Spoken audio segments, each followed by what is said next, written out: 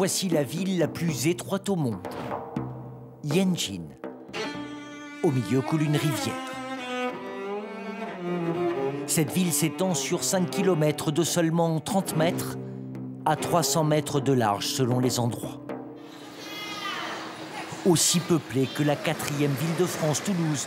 450 000 habitants vivent ici, dans cette région enclavée du sud-ouest de la Chine. Aujourd'hui, Yanjin attire les curieux, depuis qu'elle a été proclamée ville la plus étroite par la presse et les réseaux sociaux chinois. Tao Jun travaille pour la mairie. C'est une enfant du pays. Ce lieu, elle en connaît tous les recoins et ce n'est pas très difficile. À Yanjin, c'est impossible de se perdre, puisqu'il n'y a qu'une seule rue. En fait, une rue de chaque côté de la rivière. Vie tranquille et des dizaines de spécialités locales. Essayez, vous allez voir, c'est très bon. C'est de la pâte de riz sucrée. Alors, vous aimez? C'est très bon. On est ici dans la partie ancienne de la ville. On dit que le terrain est ici plus cher que de l'or. Des ruelles, des dédales, des empilements d'étages. Regardez comme il y a très peu d'écart entre les immeubles. C'est ce qui fait l'originalité du lieu. Cette ville ne cesse non pas de grossir, impossible, mais de grandir. Tout se construit en hauteur, ce qui en fait sa renommée. Bonjour Monsieur Li, vous êtes en pleine préparation? Et Monsieur Li, chef cuisinier, s'en félicite. C'est bon pour les affaires. Notre ville se développe. J'ai de plus en plus de clients et mon commerce va de mieux en mieux. Comment cette ville encastrée entre ces montagnes est-elle née? Comment s'est-elle développée? Ces questions, nous les posons à l'historien de la ville, Chen Yang. C'est notre rivière Guan. Imaginez-la il y a 300 ans.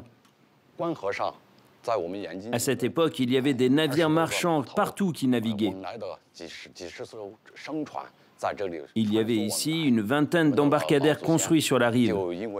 Et nos ancêtres ont décidé de s'installer ici.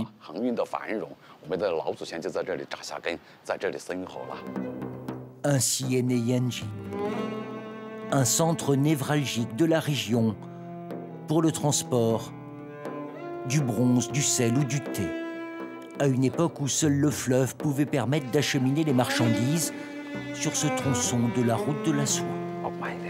Comme aujourd'hui, les premiers habitats étaient sur pilotis. Comme la vallée est étroite et les pentes raides et traîtresses, les premiers habitants ont construit leurs maisons sur pilotis. C'était la meilleure solution, faute de terrain. C'était aussi pour éviter les dangers de la montée des eaux. Habitation aujourd'hui toute de béton et toujours épargnée des caprices du fleuve. Nous sommes chez Madame Miao, aujourd'hui à la retraite. L'endroit préféré de sa maison de 4 étages qu'elle nous fait visiter, c'est sa terrasse, sur le toit. Et ici, pas de vis-à-vis. J'ai toujours vécu dans cette maison. Mes ancêtres vivaient déjà ici. Et puis monter les escaliers, c'est un bon exercice. Je n'irai vivre nulle part ailleurs. Il n'y a plus de navigation sur le fleuve. La ville vit de l'agriculture et compte à la faveur de son label d'étroitesse développer le tourisme.